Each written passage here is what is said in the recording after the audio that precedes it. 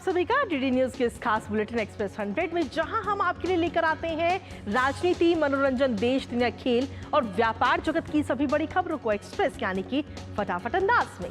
मैं हूं कृतिका, तो चलिए शुरुआत करते हैं एक्सप्रेस 100 की और देखते हैं खबरें तेज रफ्तार से। लोकसभा चुनाव के 3 चरणों के लिए मतदान हो चुका है और आज छठे चरण के लिए नाम वापस लेने का अंतिम दिन है। इस चरण में 8 राज्यों केंद्र शासित प्रदेश के 58 संसदीय निर्वाचन क्षेत्रों में 25 मई को मतदान होना है।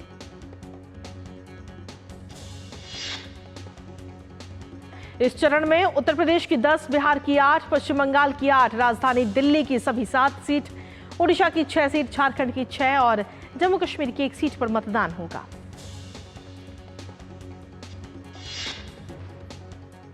7 मई को होने वाले अनंतनाग राजौरी लोकसभा क्षेत्र का मतदान भी अब छठे चरण में 25 मई को होगा। केंद्रीय गृह मंत्री और भाजपा के स्टार प्रचारक अमित शाह आज तेलंगाना का चुनावी दौरा करेंगे। तेलंगाना के भोंगीर लोकसभा क्षेत्र में एक चुनावी जनसभा को संबोधित करेंगे। वहीं भाजपा के राष्ट्रीय अध्यक्ष जेपी नड्डा आज उत्तर प्रदेश के चुनावी दौरे पर पहुंचेंगे, जहां वो 2 चुनावी जनसभाएं करेंगे।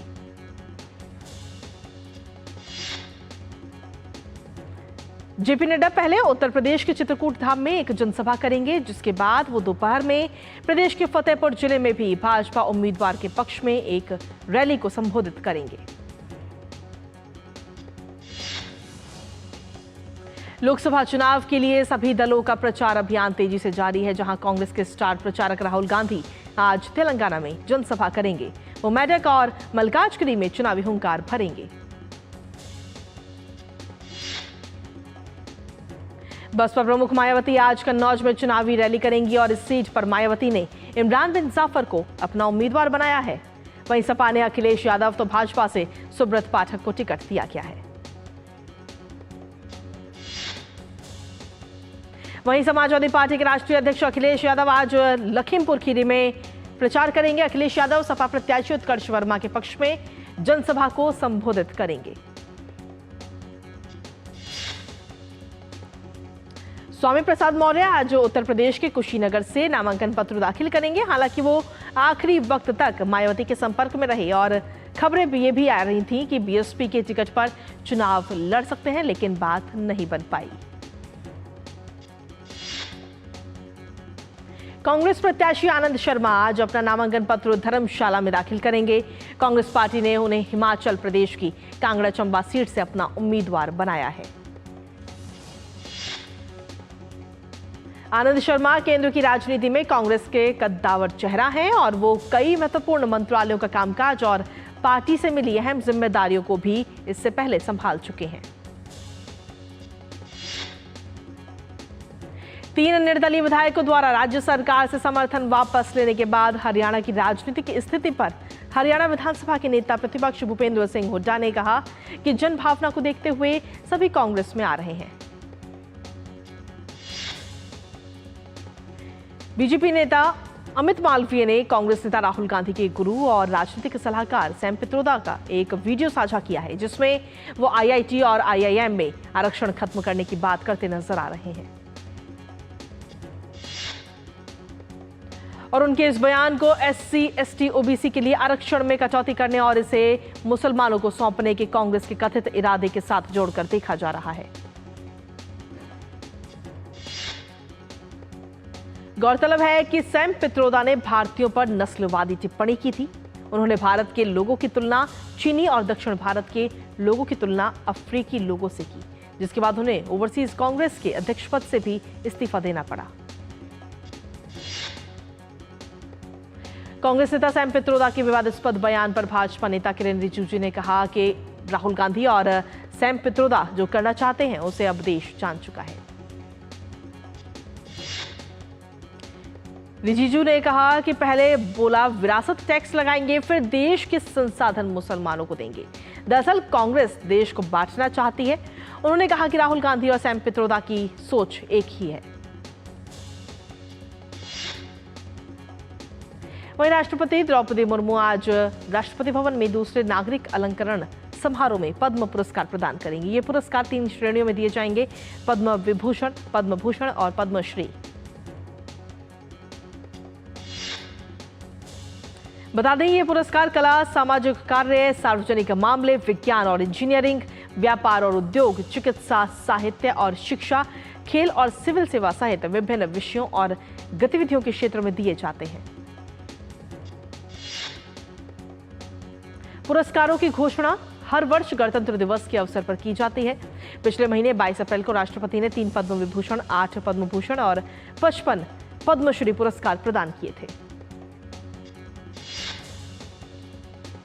प्रधानमंत्री नरेंद्र मोदी ने ब्यूरोक्रेट मूसा रजा के निधन पर दुख जताया। प्रधानमंत्री ने सोशल मीडिया प्लेटफॉर्म एक्स पर पोस्ट किया और कहा कि मूसा रजा एक अनुभवी नौकरशाह थे जिन्होंने राज्य और केंद्र में विभिन्न पदों पर कार्य किया। प्रधानमंत्री ने कहा कि मैं उनके साथ बातचीत करता था और विभिन्न मुद्दों पर उनके दृष्टिकोण को व्यवहारिक पाता था। सेवानिवृत्ति के बाद उन्होंने शिक्षा और सीखने पर बड़े पैमाने पर काम किया। मालदीव के विदेश मंत्री मूसा जमीर भारत के 3 दिवसीय दौरे पर हैं। वो आज विदेश मंत्री एस जयशंकर के साथ आपसी हित के द्विपक्षीय और क्षेत्रीय मुद्दों पर चर्चा करेंगे। विदेश मंत्रालय ने कहा कि मालदीव हिंद महासागर क्षेत्र में भारत का प्रमुख समुद्री पड़ोसी है और मूसा जमीर की यात्रा से दोनों देशों के बीच द्विपक्षीय सहयोग को और गति मिलेगी। भारत में मुस्लिम और हिंदू जनसंख्या को लेकर बड़ा खुलासा हुआ है। प्रधानमंत्री आर्थिक सलाहकार परिषद की रिपोर्ट के मुताबिक मुस्लिमों की संख्या में रिकॉर्ड बढ़ोतरी हुई है, तो वहीं हिंदुओं की जनसंख्या भी घट गई है। भारत में 1950 से 2015 तक 65 सालों में हिंदुओं की आबादी में 7.82% की गिरावट दर्ज की गई, तो वहीं अल्पसंख्यक मुस्लिम, ईसाई, बौद्ध और सिखों की आबादी में इजाफा हुआ है।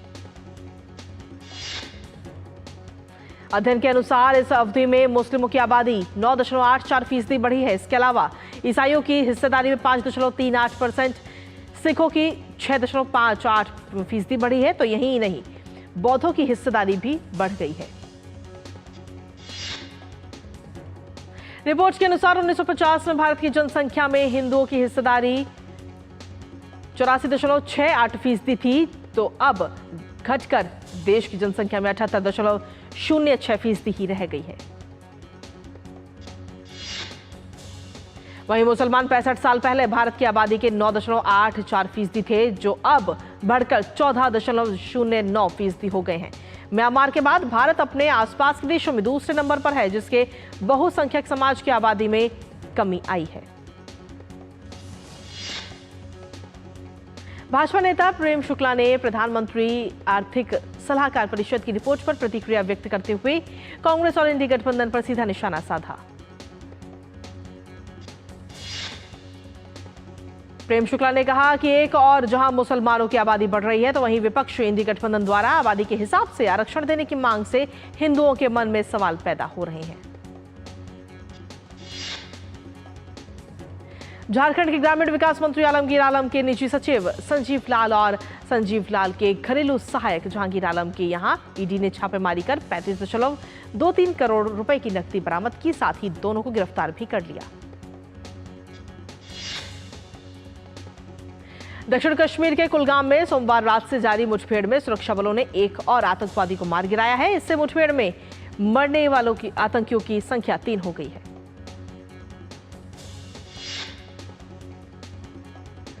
इससे पहले मंगलवार को आतंकी संगठन द रेजिस्टेंस फ्रंट के कमांडर वासित डार और अन्य आतंकी फहीम अहमद बाबा मारे गए थे। इस मुठभेड़ के दौरान सुरक्षा बल आतंकियों के एक ठिकाने को भी क्षतिग्रस्त कर चुके हैं। टारगेट किलिंग की करीब 18 वारदातों में शामिल वासित पर 10 लाख रुपए का इनाम था।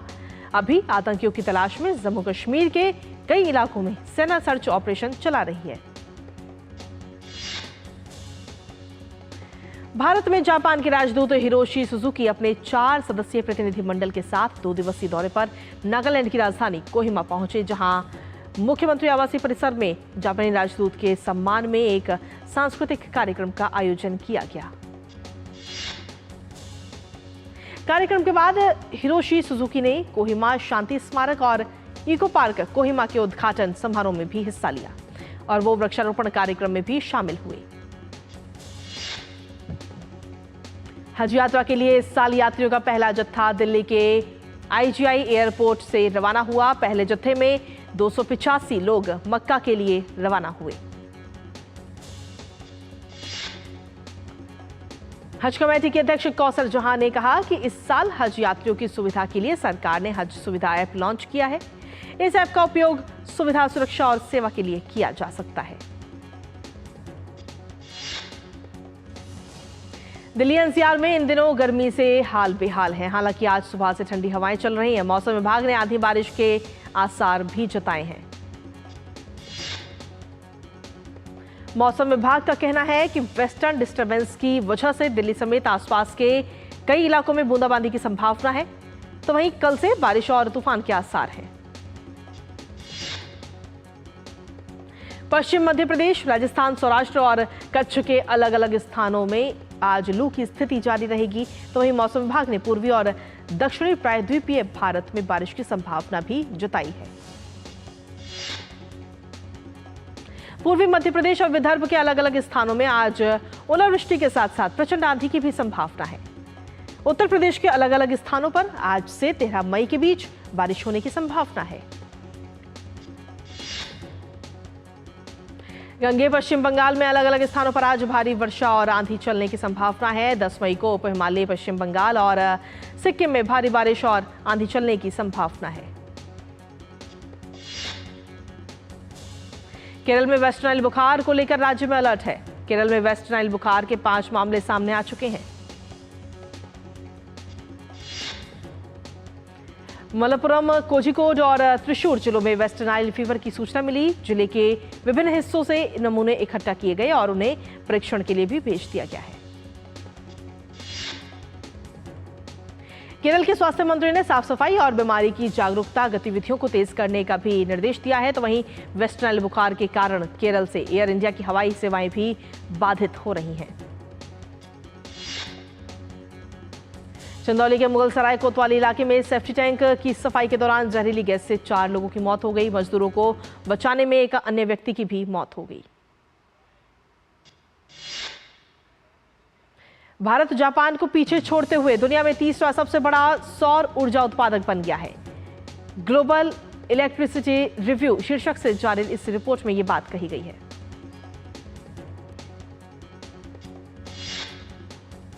और एक्सप्रेस 100 में खबरों का सिलसिला लगातार जारी। वक्त एक छोटे से ब्रेक का, बने रहिए हमारे साथ।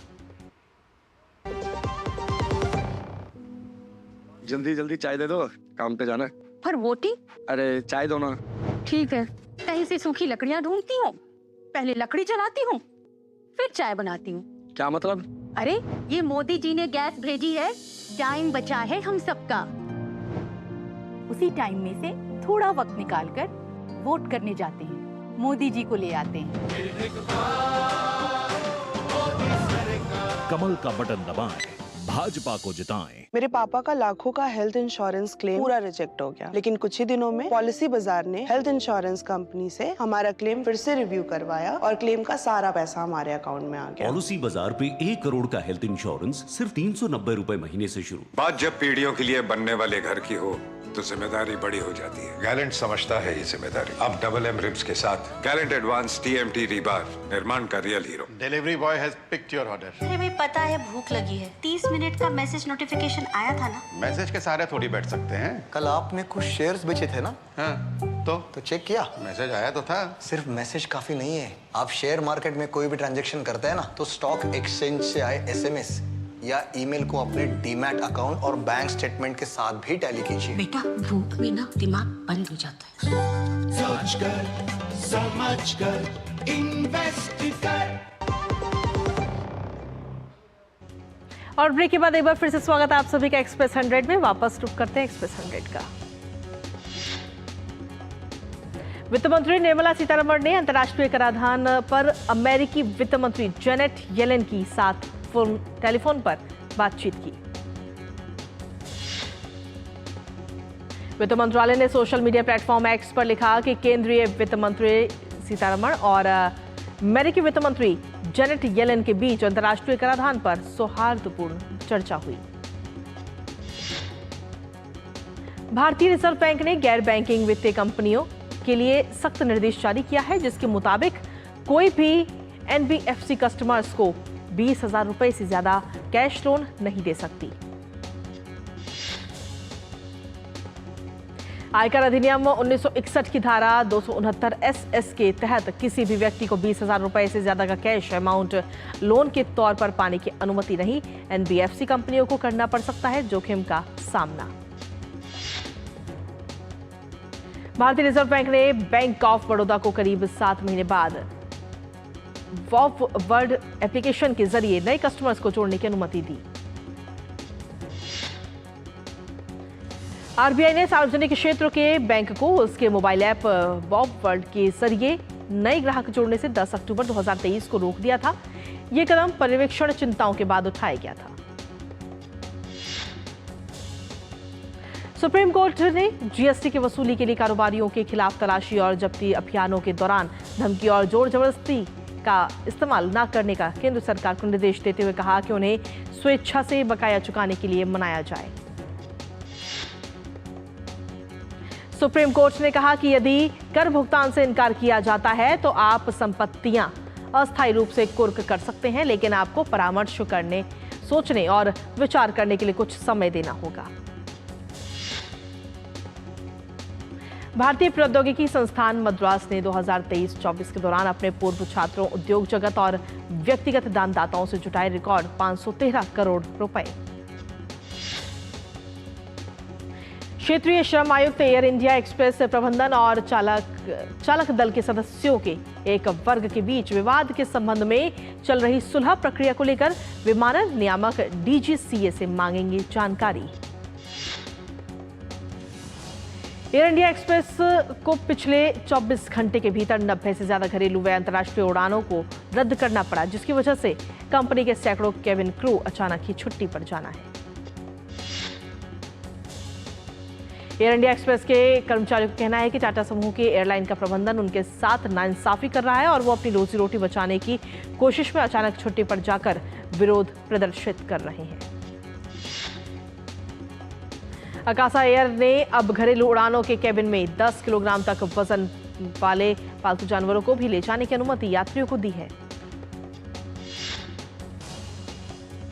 बिजली वितरण कंपनी BSES ने दिल्ली में अपने उपभोक्ताओं के लिए पुराने एसी की जगह ऊर्जा दक्ष एयर कंडीशनर लेने की योजना शुरू की। उसके तहत अधिकतम खुदरा मूल्य पर मिलेगी 63% तक की छूट।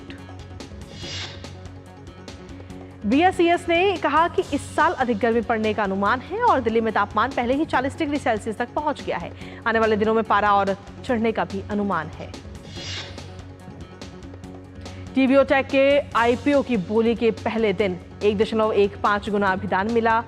NSE के अनुसार 1,551 करोड़ रुपए के IPO को 92,85,816 शेयरों की पेशकश के मुकाबले कई शेयरों की बोलियां मिली। प्याज और टमाटर की बढ़ती कीमतों ने अप्रैल में शाकाहारी थाली की औसत लागत में लगभग 8% की वृद्धि की। नॉनवेज थाली की कीमत अप्रैल में घटकर 56.3 रुपए रही, जबकि एक साल पहले यह 58.9 रुपए थी। गूगल ने भारत में एंड्रॉयड यूजर्स के लिए एक निजी डिजिटल वॉलेट पेश किया है। इसमें यूजर्स को लॉयल्टी कार्ड और गिफ्ट कार्ड, सार्वजनिक वाहनों के पास सहित अन्य चीजें रखने की सुविधा मिलेगी। गूगल वॉलेट को प्ले स्टोर से किया जा सकता है डाउनलोड। डिजिटल वॉलेट की सेवा 8 मई से भारत में हो गई है शुरू। गूगल वॉलेट भारत में मौजूद गूगल पे से एक बिल्कुल अलग ऐप। ब्रिटेन के प्रधानमंत्री ऋषि सुनक को देश में होने वाले चुनाव से पहले एक और बड़ा झटका लगा। उनकी कंजर्वेटिव पार्टी से एक और सांसद ने किया दल बदल।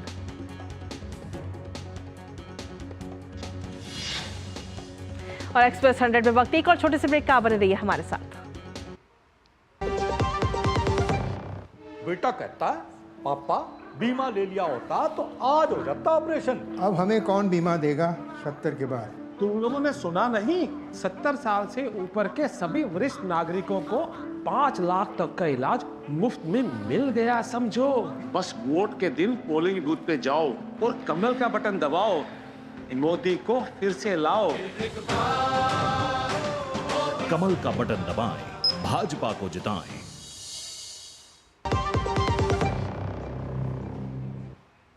और ब्रेक के बाद एक बार फिर से स्वागत आप सभी का। वापस रुक करते हैं एक्सप्रेस 100 का।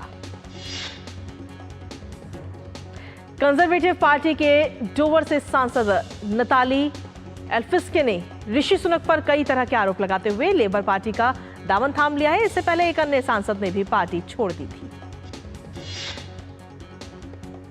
अमेरिका में अब राजधानी वॉशिंगटन के जॉर्ज वॉशिंगटन विश्वविद्यालय से फिलिस्तीन समर्थकों के टेंट उखाड़े और दर्जनों छात्र छात्राओं को गिरफ्तार किया गया। विश्वविद्यालय परिसर में धरना दे रहे छात्र छात्रा नारेबाजी करते हुए ग्रेनबर्ग के आवास पर गए थे और वहां पर फिलिस्तीन की स्वतंत्रता पर भाषण दिया था। हमास और इस्राएल में जारी युद्ध के बीच विश्व स्वास्थ्य संगठन ने चिंता जाहिर की। WHO ने कहा कि गजा के दक्षिण में मात्र अगले 3 दिनों तक स्वास्थ्य सेवाओं को जारी रखने के लिए ईंधन बचा है। इजरायली हमलों से बचने के लिए बड़ी संख्या में फिलिस्तीनियों ने दक्षिणी शहर में शरण ली। इजरायल ने धमकी दी है कि वो दक्षिणी शहर रफा में बड़ा हमला करेंगे। अफगानिस्तान के बदख्शा प्रांत में हुए विस्फोट में 3 लोगों की मौत, 5 लोग घायल। तालिबान के आंतरिक मंत्रालय ने कहा कि विस्फोटकों से लदी एक मोटरसाइकिल में हुआ था विस्फोट। दहशतगर्दों ने फैजाबाद शहर में सुरक्षा बलों के काफिले को बनाया अपना निशाना। अमेरिका के मिशिगन में गवर्नर विचमर ने भयंकर तूफान और बवंडर के बाद ब्रांच कैसकलाजू और सेंट जोसेफ काउंटियों के लिए आपातकाल की स्थिति की घोषणा की। IOM ने कहा कि भारत में 2022 में दुनिया भर से 111 अरब डॉलर धनराशि प्राप्त हुई, जो सर्वाधिक है, और इसी के साथ भारत 100 अरब डॉलर के आंकड़े को पार करने वाला पहला देश भी बना। IOM ने अपनी विश्व प्रवासन रिपोर्ट 2024 में कहा कि 2022 में प्रेक्षित धन प्राप्त करने वाले शीर्ष 5 देशों में भारत, मेक्सिको, चीन, फिलीपीन और फ्रांस शामिल हैं। IPL लीग में आज पंजाब किंग्स का सामना रॉयल चैलेंजर्स बेंगलुरु से होगा। यह मुकाबला धर्मशाला में खेला जाएगा। पंजाब किंग्स को पिछले मैच में चेन्नई सुपर किंग्स के हाथों हार का सामना करना पड़ा था, तो वहीं पिछले 3 मुकाबले जीत कर आ रही रॉयल चैलेंजर्स बेंगलुरु प्लेऑफ की रेस में बने रहने के बाद आज का मैच जरूर जीतना चाहेगी।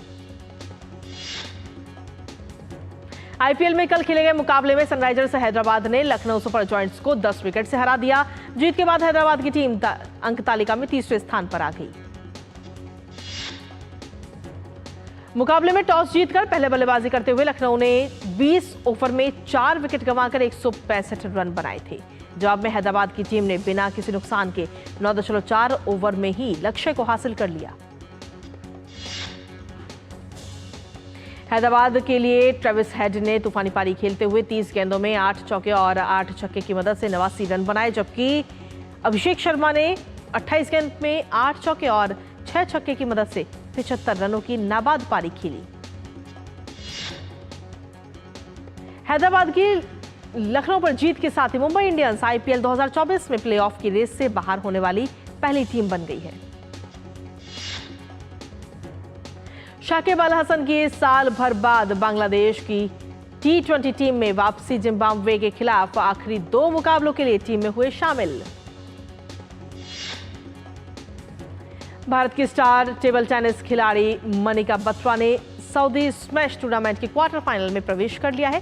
प्री क्वार्टर फाइनल में मनिका ने दुनिया की 14वें नंबर की खिलाड़ी जर्मनी की नीना मेथेलम को हराकर अंतिम 8 में प्रवेश किया। ओलंपिक और विश्व चैंपियन भाला फेंक खिलाड़ी नीरज चोपड़ा 12 से 15 मई तक भुवनेश्वर में होने वाले राष्ट्रीय फेडरेशन कप में हिस्सा लेंगे। ये पिछले 3 साल में पहला अवसर होगा जब नीरज घरेलू प्रतियोगिता में हिस्सा लेंगे। रियल मैड्रिड ने चैंपियंस लीग के फाइनल में अपनी जगह बना ली है। बुधवार देर रात खेले गए सेमीफाइनल के दूसरे चरण में रियल मैड्रिड ने बायर्न म्यूनिख को 2-1 के अंतर से हराकर फाइनल का टिकट कटा लिया। रोमांचक सेमीफाइनल में पहला गोल 68वें मिनट में बायर्न म्यूनिख की ओर से हुआ।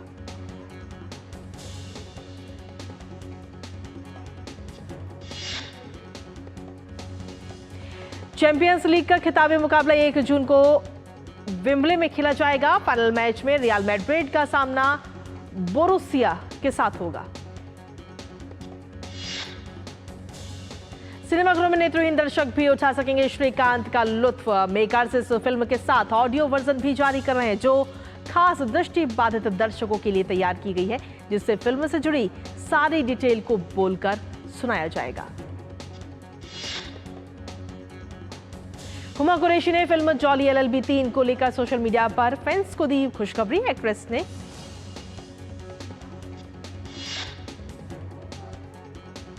डांस दीवानी सीजन 4 शो के मेकर्स ने जज माधुरी दीक्षित के 57वें जन्मदिन पर खास सरप्राइज का आयोजन किया। उन्होंने माधुरी के पति डॉक्टर श्रीराम नैने को शो में इनवाइट किया। फिल्म साविये ब्लडी हाउसवाइफ का तीसरा टीजर रिलीज। फिल्म में दिव्या खोसला, अनिल कपूर और हर्षवर्धन राणे मुख्य भूमिका में। एक्टर सूर्य शर्मा स्ट्रीमिंग शो अनदेखी के अपकमिंग सीजन में रिंकू अटवाल की अपनी भूमिकाओं को फिर से निभाने के लिए तैयार। उन्होंने 2023 की बाढ़ के बाद मनाली में शो की शूटिंग के अपने अनुभव को साझा किया। एक्ट्रेस येशा हसोरा एक नए शो खूबसूरत में नजर आएंगी। एक्ट्रेस ने बताया कि उनके किरदार का जोश मुंबई की कभी हार न मानने वाली सोच को प्रतिबिंबित करता है। संजय लीला भंसाली की पहली OTT series Heera Mandi the diamond bazaar में वहीदा का किरदार निभाने वाली संजिदा शेख ने बताया कि एक कलाकार के रूप में उनका किरदार चुनौतीपूर्ण लेकिन बेहद मजेदार था। और फिल्म पीकू के रिलीज के 9 साल पूरे होने के मौके पर एक्ट्रेस दीपिका पादुकोण ने सेट से अपनी मेगा स्टार अमिताभ बच्चन और दिवंगत स्टार इरफान खान की एक तस्वीर साझा की। और इसी के साथ फिलहाल एक्सप्रेस न्यूज में इतना ही। मुझे और हमारी पूरी टीम को दीजिए अनुमति। नमस्कार।